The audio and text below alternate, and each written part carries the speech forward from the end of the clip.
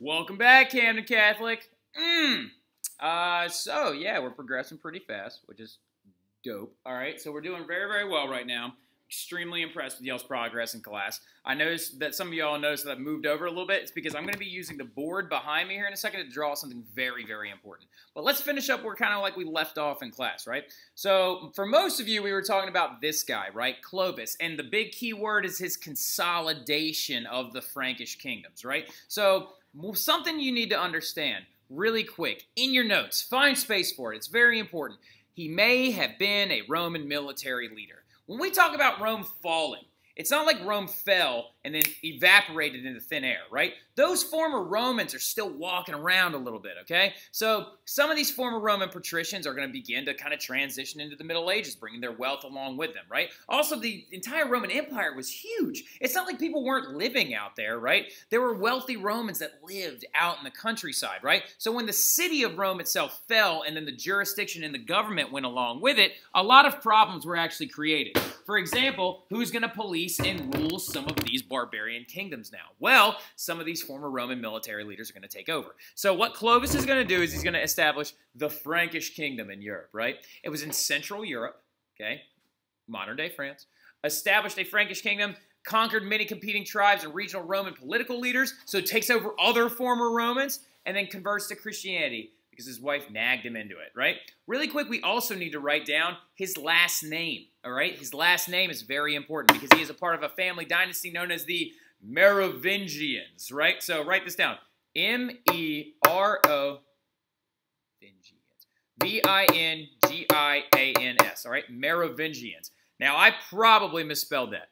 With pretty utmost confidence, I've actually misspelled that. So what I would like for some of y'all to do really quick, just type in Clovis Merovingians, the way that I spelled it, and try to write it really quick the correct way in your notes, or come into class tomorrow. Maybe I'll throw it up on the warm-up. How are you supposed to spell Merovingians? And then I'll know that you didn't mute me, so I'll know to give you a good grade. All right, so anyway, really quick though, converted to Christianity. This was a really big turning point during the Middle Ages, the fact that leaders are beginning to convert to Christianity, right? It's extremely important. Why is that so important? I hear you over there, Elena. That's exactly right. Their conversion is showing the spread of Christianity and why it's going to have such a huge impact on the Middle Ages, right? But also, fun story about why he converted to Christianity. So what ended up happening is his wife was like, oh, Clovis, sweetheart, darling, you should convert to Christianity because a lot of the people that live underneath you are beginning to convert. By converting to Christianity, your power and your wealth and your reach will extend, right? You will have more power if you convert to Christianity. And he goes, no, I don't want to. I have all my gods and stuff. I like Jupiter and Saturn and crap like that still, right? So she then decides, like, oh, wait, I know what I'll do. One day he's going to be dead. So I'm going to, go ahead and baptize his children without telling him. That way when they take over, boom, they'll be Christian anyway, right? So she takes one of his sons and baptizes him. Well, the water had a disease in it that they baptized him with. And his son ended up dying. So he was furthermore like, no, I will not convert to Christianity. And she was like, wait, that was just the one time. And then then she actually baptizes his other son that didn't die. And then he got really sick from the same water and almost died. But eventually he would convert to Christianity and spread the faith to Central Europe, right? So right now Christianity is like wildfire. It's just spreading super, super quick, right? Then he is also considered the founder of France, right? From all this stuff. He conquered a huge area though, while not really spreading much intelligence at all anymore, right? He even called the law that he created Roman law, which is what the 12 tables were also referred to as. So he's not that original. I don't like him that much. The French friggin' love him, all right? Like, they think he's great. The French people are like, oh, Clovis is the father of modern-day Europe, instead of this guy who is the real father of modern... Oh, wait, by the way, this is the Frankish kingdom. Good talk. All right, anyway, now, so, like this guy, though, who is the real father of modern-day Europe. That right there, he is a boss, all right? So his name is not Boss. His name is down here. He is Charlemagne, all right? Charlemagne. Charlemagne was a huge figure in Central Europe, right? Very powerful leader, very strong Christian, and he creates the Carolingian Empire, right? We got Merovingians and then the Carolingians, right? So underline his last name right there. He did this by taking what was left of the Roman Empire and trying to piece it all back together.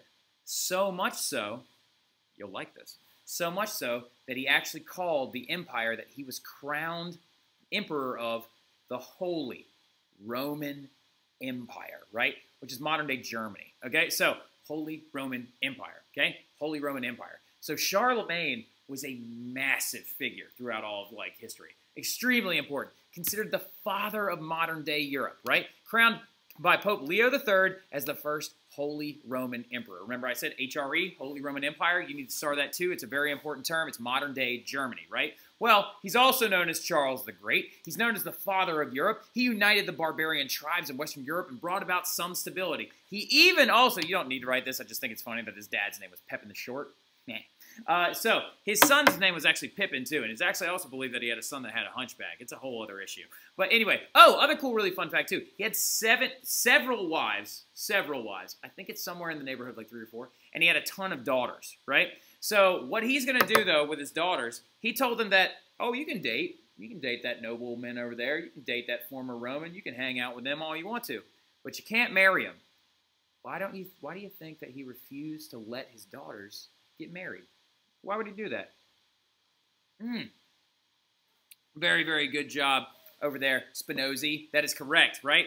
Because if their daughters get married, these people may compete with him for power, right? So he's a very, very strong figure. He also is going to establish some of the earliest kingdoms within Europe, because he's actually going to split the Holy Roman Empire into like a couple of different parts and basically effectively create like France as well as Spain as well later on. So anyway, but he's the father of modern-day Europe. He's an extremely important figure.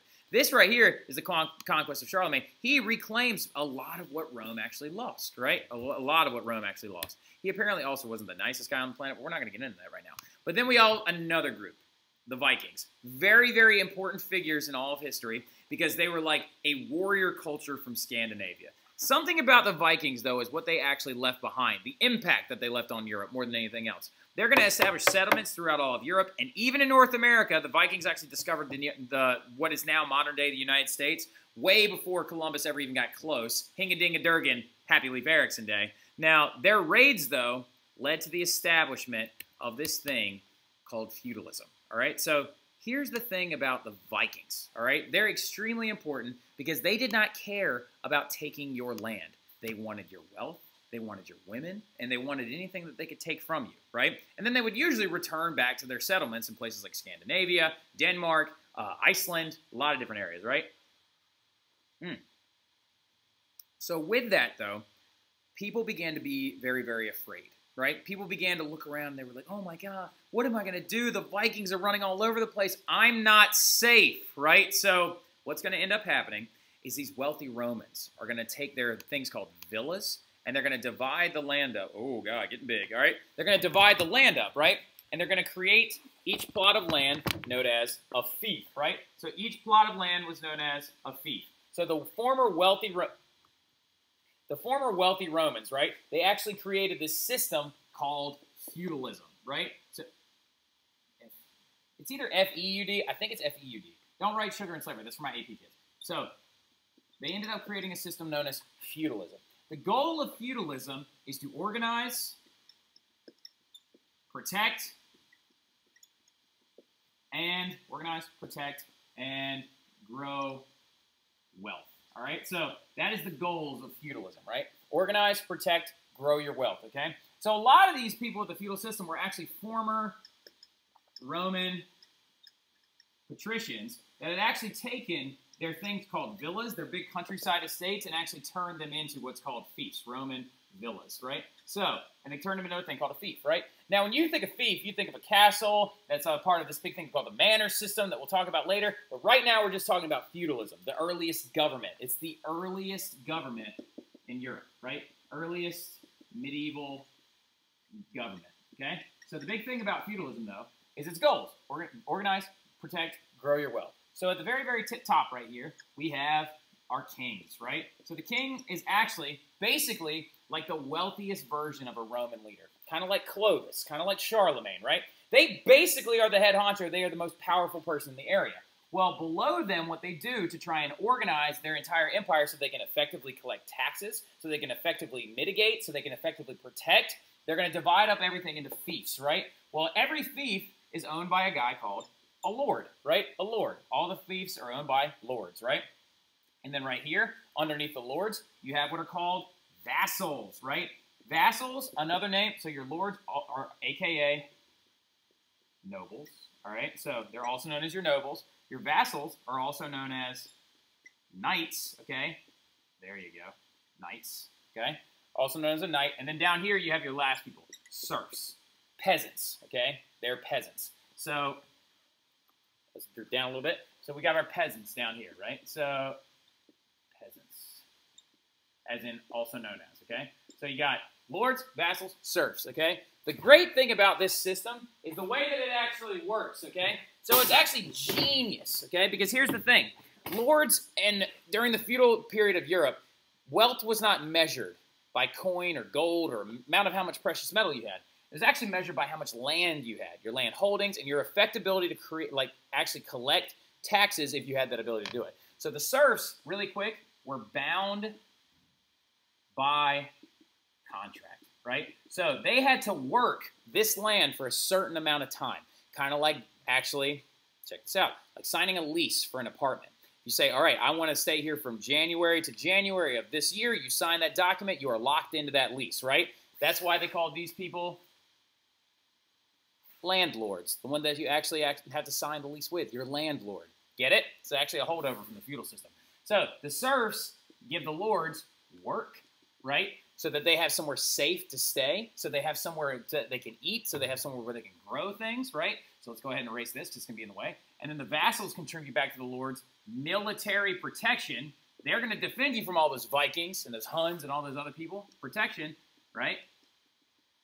And then the lords right here, what do you think they give to the king? Or your, aka your nobles, give taxes, right? Back to the king. That's how the entire system works, right? So the feudal system is massively important, ridiculously important. You need to make sure you have this thing drawn in your notes. You don't necessarily need all the AKAs, right? But you do need to know the fact that the serfs are bound to land by contract. These are not slaves either.